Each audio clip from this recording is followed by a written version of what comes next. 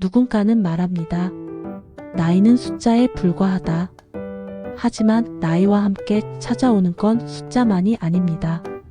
흔들리는 마음, 조금씩 느려지는 몸, 그리고 보이지 않게 쌓이는 세월의 무게. 그럼에도 불구하고 어떤 사람은 세월이 지날수록 더 깊고 더 멋져집니다. 그들은 어떻게 그렇게 늙을 수 있을까요? 오늘은 멋지게 늙는 법, 그 중에서도 마음의 근육을 기르는 법에 대해 이야기해 봅니다. 1부. 나이 든다는 건 무엇일까? 우리는 나이를 먹는 걸 두려워합니다. 주름이 늘고 체력이 떨어지고 새로운 걸 배우는 게 버겁게 느껴질 때마다 이제 나는 예전 같지 않구나라고 생각하죠. 하지만 혹시 그 예전이 꼭 좋은 것만은 아니지 않을까요? 젊을 땐 쉽게 흔들리고 쉽게 분노하고 쉽게 좌절했죠. 그러나 세월이 쌓이면 우리는 조금씩 단단해집니다. 상처를 견디는 법을 배우고 남을 미워하기보단 이해하려 노력하고 잃는 것보다 남은 것의 소중함을 압니다. 나이 든다는 건 몸이 늙는 게 아니라 마음이 깊어지는 과정일지도 모릅니다.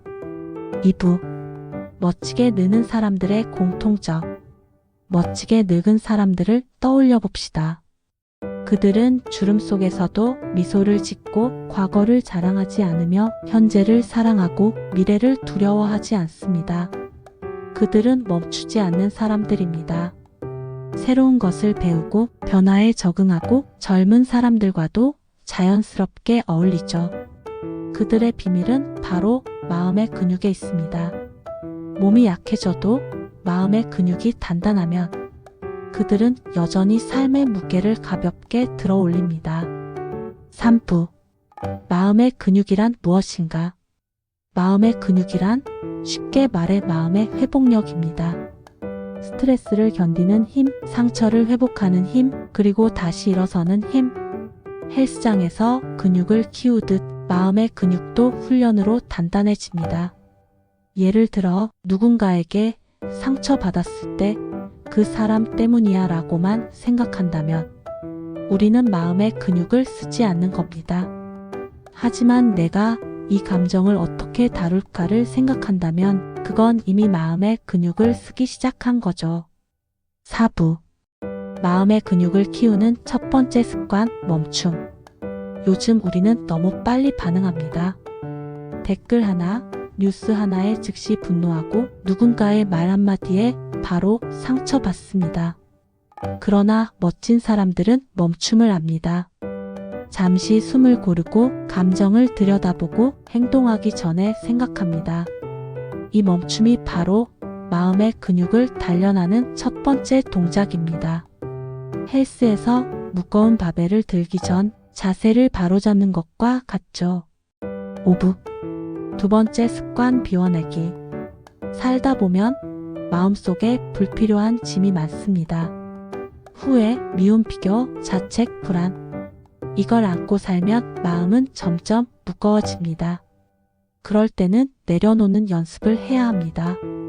오늘의 나를 괴롭히는 생각이 있다면 그걸 떠나보내세요. 누군가를 용서하는 건 그 사람을 위한 게 아니라 나 자신을 위한 치유입니다.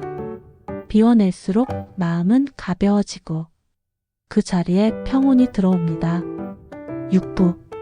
세 번째 습관, 감사하기. 감사는 마음의 근육을 부드럽게 만드는 스트레칭입니다. 힘을 키우는 것만큼 중요한 게 유연함이죠. 감사를 자주 표현하는 사람은 세상을 더 따뜻하게 바라봅니다.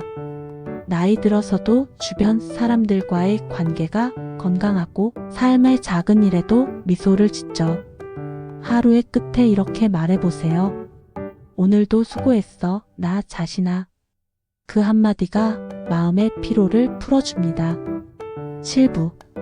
네 번째 습관, 배움, 멈추지 않기. 멋지게 느는 사람들은 새로운 걸 배우는 걸 두려워하지 않습니다.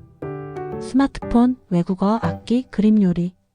무엇이든 상관없습니다. 배움은 젊음을 유지하는 가장 확실한 방법입니다. 새로운 걸 배우면 뇌가 활발해지고 마음이 설렙니다.